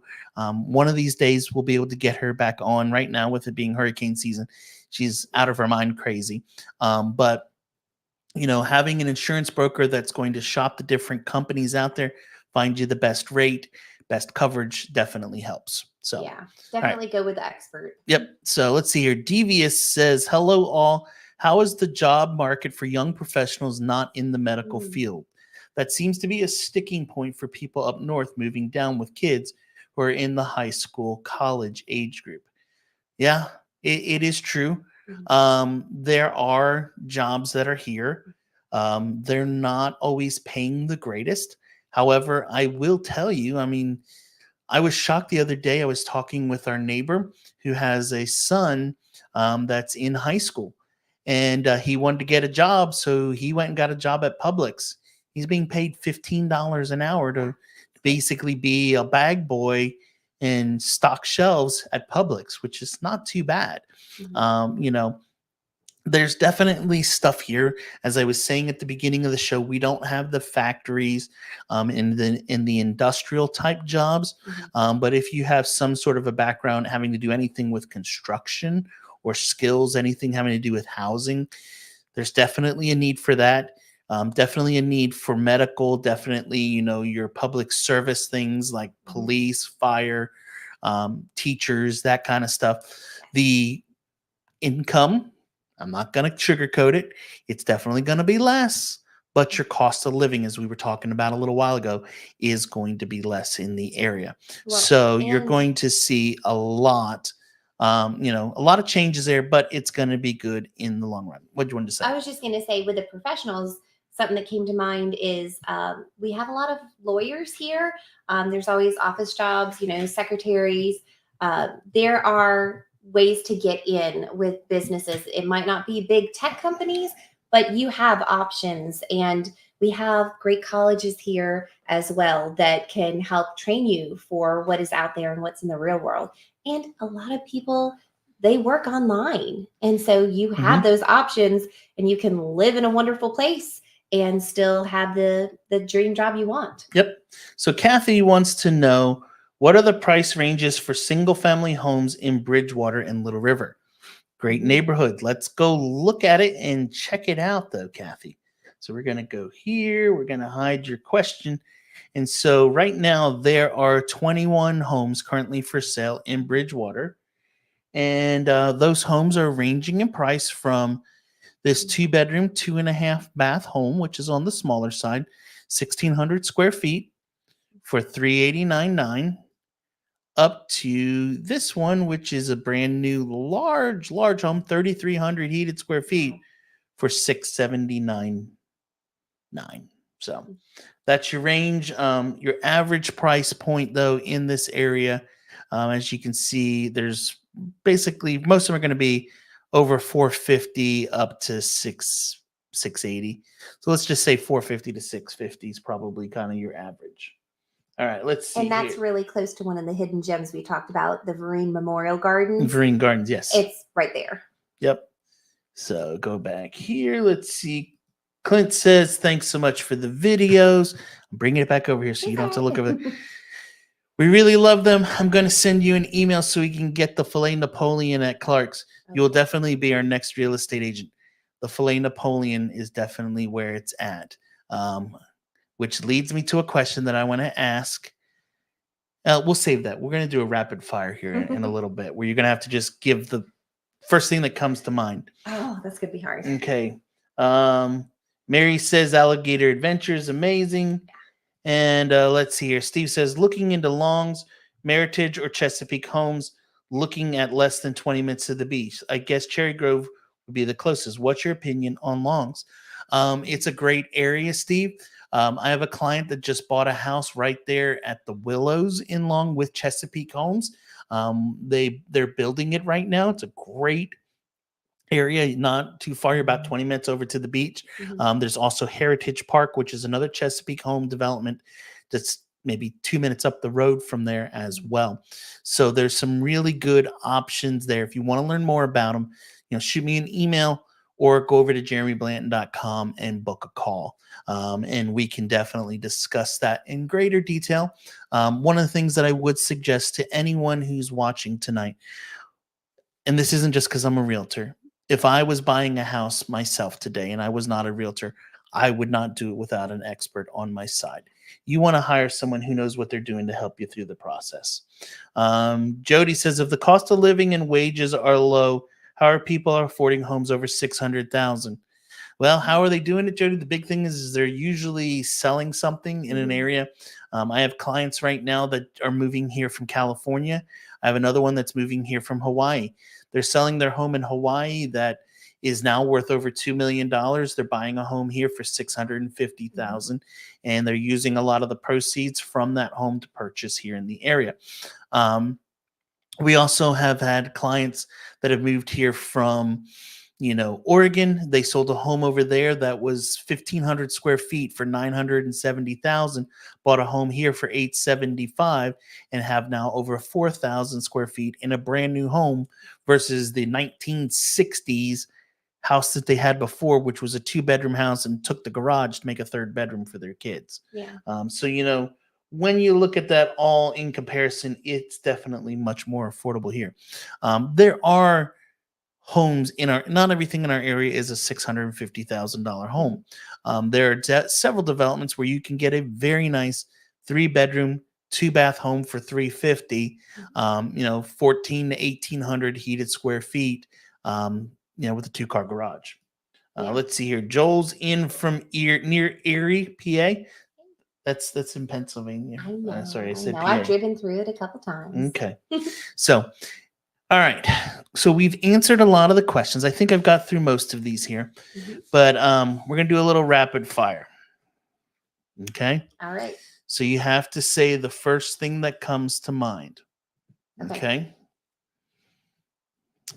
Now, the first question that I'm going to ask you, if you could pick one restaurant to go eat at tonight, where would you pick? I'm thinking of Clark's. I'm just thinking of that filet Napoleon. Okay. If you were going out for dessert tonight, where would you go? Oh, Crazy Mason. But I want a cheesecake. Where has good cheesecake? I don't know. I don't usually just go for dessert. Sorry. Okay, we're going to go out and do something fun with the family. Where are we going? Oh, putt-putt. Mini golf. It's going to be so much fun. Okay. Let's see here. We want to go down to Murrells Inlet tomorrow and have dinner. Where are we going? Ooh, what's the Drunken Jacks? Drunken Jacks. Yes, that would be Great fun. seafood down there. Or there are a bunch of really good seafood ones down there. It's just always something new when I drive by.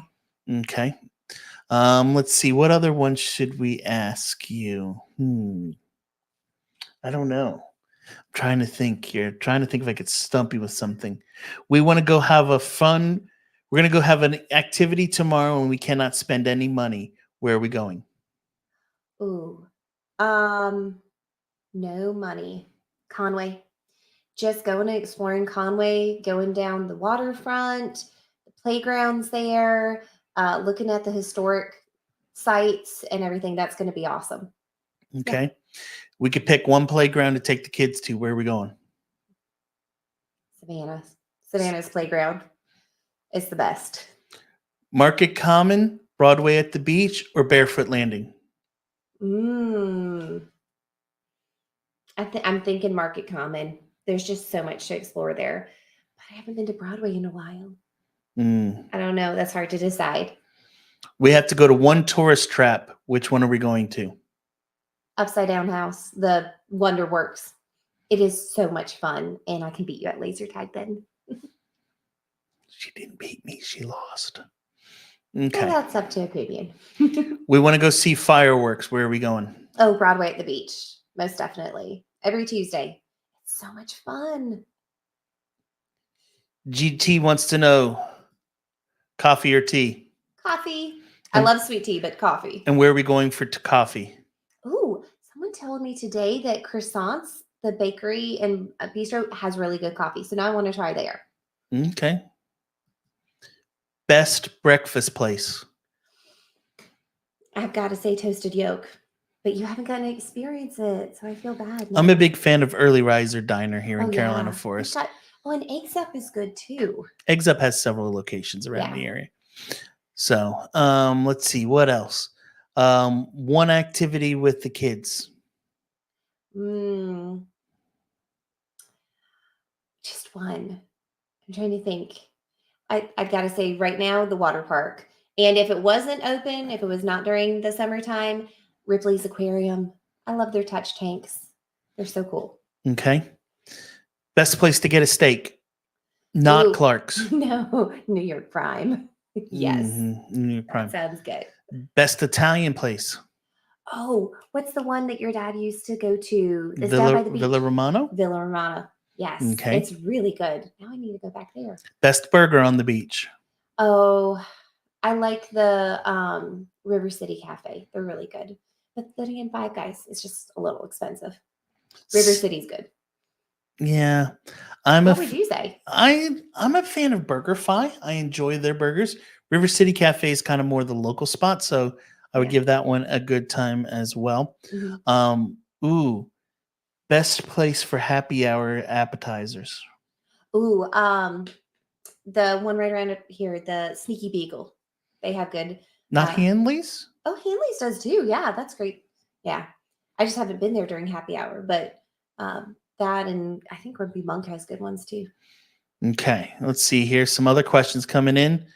Hi, Blantons from Braintree, Mass. Be down next month to look around. Awesome. Let me know if I can help you. You're going to come at a beautiful time. Crazy Mason or Hard Rock? Wayne wants to know. Oh, I haven't gone to Hard Rock for dessert, so I would say Crazy Mason. I'm a big fan. I have enjoyed Crazy Mason. We've gone a couple times. Hard Rock is cool, though. You can go out on the water afterwards and feed those huge fish and the ducks. Clint said Scrambled in Carolina Forest is amazing. Okay, I haven't tried that one. I saw the sign, but I haven't gotten to try it. GT wants to know, early bird or night owl? I'm more of an early bird.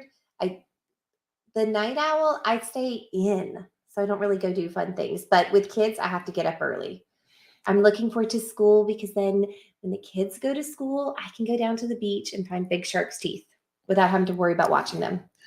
And see, I'm not a morning person, so I'm the other end. I like to do things at night, but I'm not a big fan of going out at night. But I don't go to sleep early. Okay, here we go. Here's another one. This one might be controversial. The answer, Now, we're not talking about just Myrtle Beach when she answers this Yes. question, and she has to explain where her answer is going to be with this, but creek or beach? Okay, so first of all, growing up in Georgia, we had lots of fun in the creek. But I would say, even though we live at the beach, creek in Somerville, South Carolina, which is inland from Charleston, they have fossils and shark's teeth, like huge ones that are just in the creeks, like out back of your neighborhood. Oh, there's a creek there. Just walk down and pick them up. Now, you can't dig into the side of the creeks. You don't want to disturb, have erosion or anything. But the creeks are amazing. And I'm trying to talk him into going back. Our son got to do it for a birthday a couple years ago. We had a lot of fun. I think you got eaten by bugs alive, but it's awesome. See, that's, to me, it sounds like torture. And yeah, so let me share. And if you have other questions, guys, go ahead and ask them now, because we're probably going to wrap this up here in the next few minutes. But let me share why I'm not a fan of it. So first we go and we get there. And we have to walk through this person's yard almost to get there. And my first step, I step in mud. I'm not a fan of having my feet wet with wet socks. I don't like that feeling at all. And so we start and we're going through, and I'm thinking, oh, I'll just sit along the side of the creek while they're doing their thing. Well, there's nowhere to sit along the side of the creek. So I have to go into the creek and walk along. So not a big deal. It's only an inch or two of water, not that big of a deal.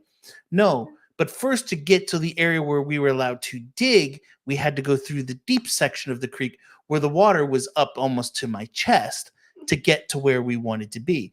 And so then I had to stand there in the middle of the creek getting eaten by mosquitoes with water up, my clothing soaked up to my chest for probably 2.5, 3 hours while the kids dug in the dirt to find shells. They had a lot of fun. They were excited, and I was a good sport to go along and do that. In fact, my wife had pictures of it. Yes. Do you have them still on your phone? I don't know if I do. I have so many pictures on my phone. There was but the guides had like waders on. It was our first time going, and we would know so much more now. But like our son, he got a megalodon tooth. It was like probably about that big. Mhm. It was amazing. It's like, I love treasure, hunting and that type of thing. So Yeah. So what would you say, creek or beach? neither. Pool. Yes. I'm not We a have great fan. pools here. I'm not a. I know I live at the beach, but I am not a fan of sand in between my toes. So for that reason alone, I do not go to the beach very often. We did go, as I mentioned the other night, for our church did a beach baptism, and after it was over, we went to dinner afterwards with some friends, and I had sand between my toes, and it was driving me nuts the whole time while we sat there at the restaurant, and I could feel it in between my toes, and that just bothers me. So anyway, I can't find the you pictures. look for it while I answer Okay, this next question. Go ahead, you answer that. All right. So GT says, join late. Are you seeing home prices come down in Myrtle Beach and communities south of Myrtle Beach? So let's answer this question here, GT. And we're going to go over here and we're going to open up market stats, and let's look at the current stats for our area.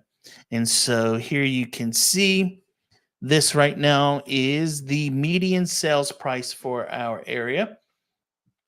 And you can see that in July, it did drop down a little bit. We went from 331 to 324, 450. Okay. But what we have to really look at is kind of the cyclical side of this, is how is it in comparison to other years? So if we go back here to July of the year before, you can see it dropped then from June to July, it dropped down a little bit there. If we go back again, this year is probably, well, no, you can see here it is in July, June to July, it dropped as well. If we go back even farther and we look at the kind of thing, you can see here it didn't change in 2021. And if we go back here all the way to 2020 and look at it, from June to July of 2020, it did go up a little bit. But when you look at the overall history, usually the month of between June and July, prices do come down a little bit. So when you look at the cycle, have we really seen a decrease? Not really. We're still at an average or median sales price of 325. The other question that I get asked a lot is, what about inventory? Are we seeing more inventory? And so, as you can see, inventory did go up to 4.7 months, but it dropped a little bit. And my guess is that when we see August, this is going to drop down some more. Why is that? During the last week and a half, interest rates have come down. They're now down, closer to the 6% point versus being up closer to 7 or even at 8%, which is not a surprise at all. I've been talking about this. Let me pull this up. So I've been talking about prices in our area and interest rates coming down. And as we see interest rates come down, inventory is going to get eaten up pretty quick and used up. And when that inventory drops back down again, prices are going to just go back up exponentially. So, any luck? I did find them. Okay. Oh, find the photo of me in the pond. The one where it shows my so excited. That one won't show very well. Here's where we're walking through the creek, and so excited. And let me show. This is the whole reason we went down. Look how big that is in his hand. I'll get an up close one. It was so cool. That is a huge shark tooth. But the guide was awesome because she had like all the knowledge about the fossils and where they were from and all. So it's a lot of fun. Yep. So anyway, hopefully that answers your question some, GT. Regarding that, we did have another question that came in here. And we did answer this one a little while ago, but we'll talk about it again. Mhm. Is your favorite beach here in the area? And with that, I'm going to actually, this time I will share my screen and we'll go over here to the map. And where we like to go to the beach the most, we live here in the Carolina Forest area. Here's my office. And so when we go to the beach, we like to go right here up over Robert Grissom, over the waterway. Come right down here to 48th Avenue on Grissom, take a left and head straight down here to the ocean. And so we land in this section of the beach, which is called the Golden Mile. And what you can see here, if I don't get over the thing, is that every couple houses, there are public beach accesses. If I go into this mode where you can see, here are the public beach accesses. And so like right here's one at 42nd Avenue. And there's probably 10 spots. And you can see there's 2 vehicles in that one. Here's another public beach access. There's no vehicles there. No vehicles at this one. If we go up here, none there. There's 3 at that one. And so what we do is we go to the beach up in this area. There's 1 in that spot. And, if we pull in and this one here at 45th Avenue is completely filled up that day, we drive up a little bit more to 46th and pull in here. Or we go down here to 44th and pull in there. There's options all around. And what's great is when we go down here, you've got basically 3 or 4 houses in this area. And the only people who are on the beach are those few people that are there. Now, one of the questions, and I was about to just say this, but Clint actually asked it, so I'm going to answer it at the same time, is the parking free? No. If you are a resident inside the city limits of Myrtle Beach, you get a free parking pass to go down there. If it not, you're going to pay to go down to the beach. I think I heard there's a discount for handicap, but I'm not sure about that. Yeah, but if you go down to the beach, it's like $2 an hour. We were at the beach down for the baptisms this weekend. You can pull up your app. Pull up your app because it'll show you what it costs for us. We were down at the beach for. So it has me too far from the. So no, just how much did it cost the other day? History. So the other day we were at the beach for. We were there for like an hour. It was $3. Was that the right one? August 11th. Yeah, $3.10 because we were there for a longer time. An hour and 20 minutes was $3.10. Yep.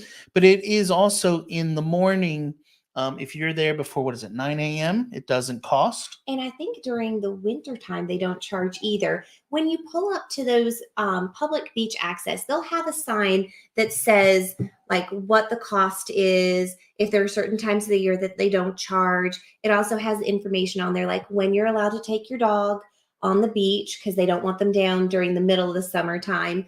But it's really easy access. One of the things I was going to say, those public beach access, they have a raised So here's what boardwalk and they have a little shower so you can rinse off before you get back in the car.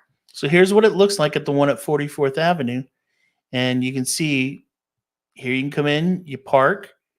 Right here's the sign that tells you your code, and you basically scan it. It won't let me zoom. Oh, there, it lets me zoom in a little bit. Yep. And so you can see it's $3 an hour or $15 all day long. And it is required from March 1st to October 31st from 9 a.m. till midnight. So if you're there before 9 a.m., it's completely free.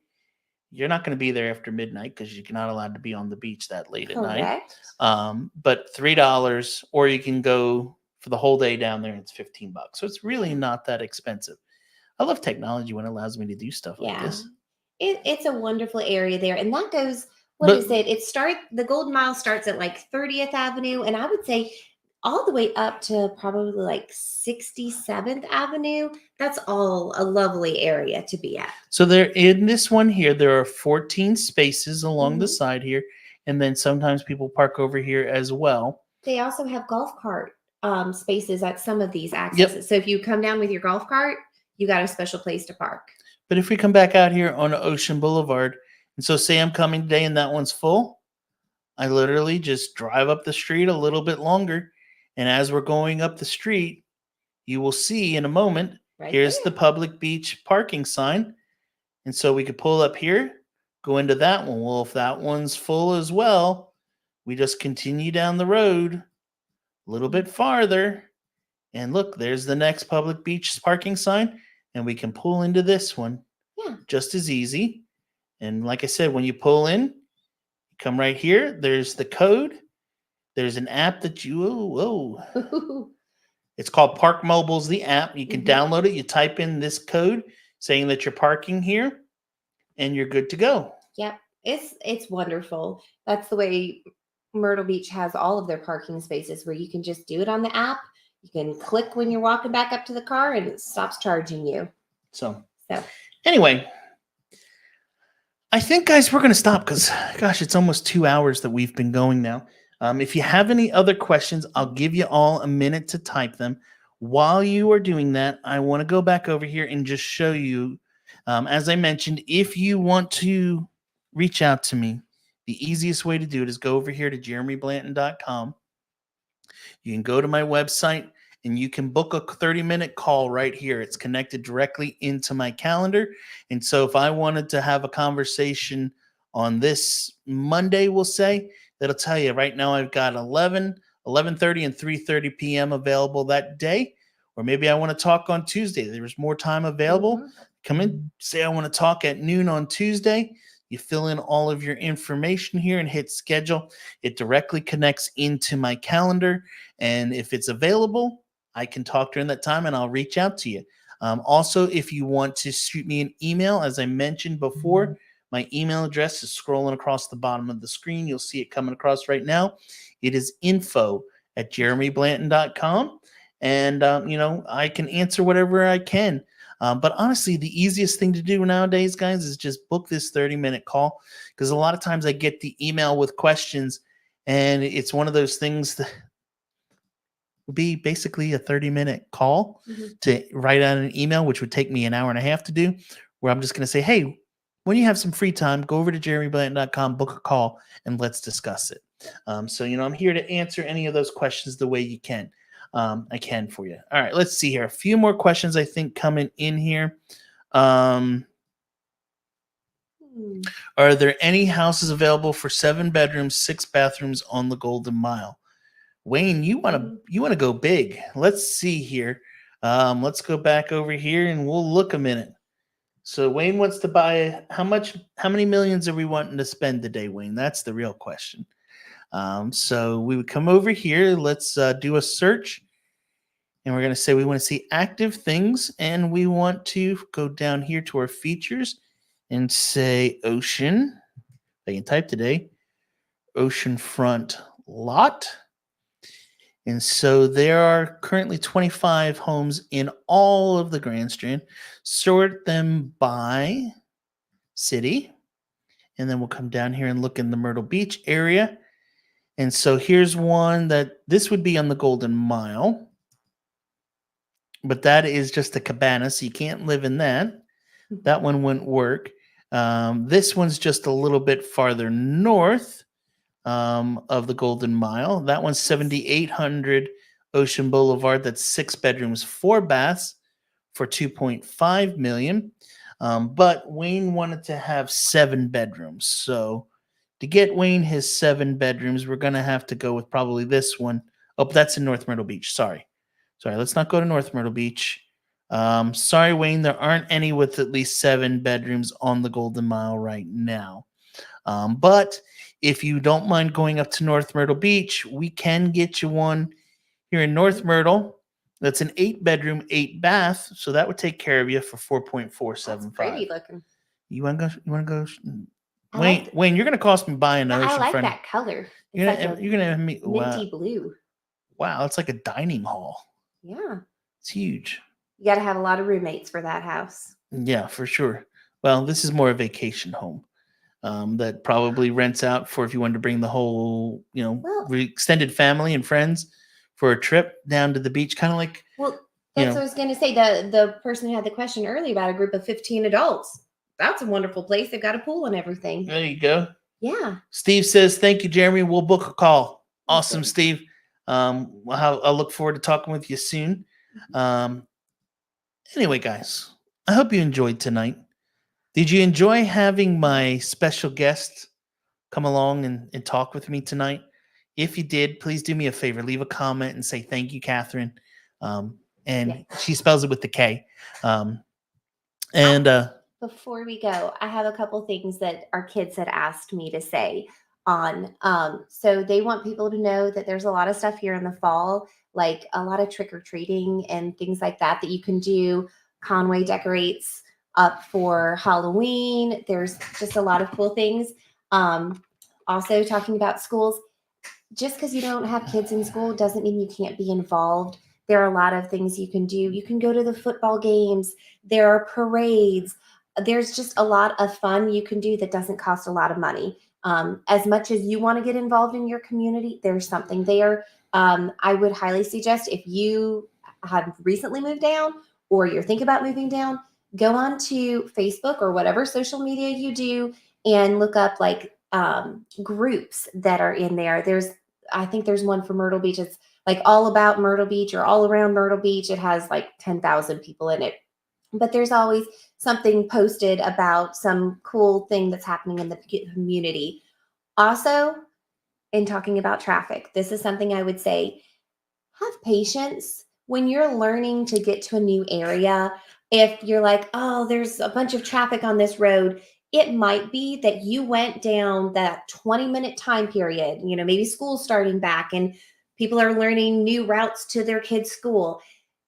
Have patience. Maybe try leaving a little bit earlier or a little bit later, see if that solves your problem, and realize that it's not that big of a deal to get somewhere on time. And unless you're going to the hospital, emergency, but just have patience and have grace with other people. And, it's not that big of a deal. If, checkout line at the grocery store takes a little bit longer, maybe you're avoiding a rainstorm outside, just have patience when you're getting down here and give yourself grace when you're learning about Myrtle Beach.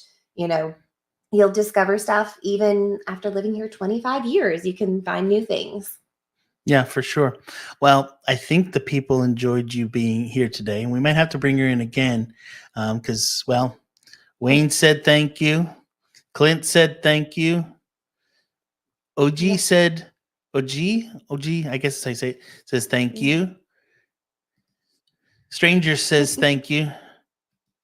Steve says thank you. You all are awesome. And Joel said thanks as well. So, guys, Thank you for joining in tonight. Thanks for coming in here and being a part of the stream. As always, if you enjoyed today's video that we did, do me a favor, give it a thumbs up. Get the bell on and subscribe so that you know when we're going live again. The goal is to go live on a more consistent basis, answer your questions, help you all about what's going on here in the Myrtle Beach area, to make the move as smooth and as easy. And as I said earlier, if you're thinking about moving to the area, reach out. Go to jeremyblanton.com, book that 30-minute call, or if you want to schedule a time where you're coming to town, shoot me an email to info@jeremyblanton.com. I'm here to help you guys however I can with making that move to the area. And as always, have an awesome night. We will catch you all on the next one. See you later.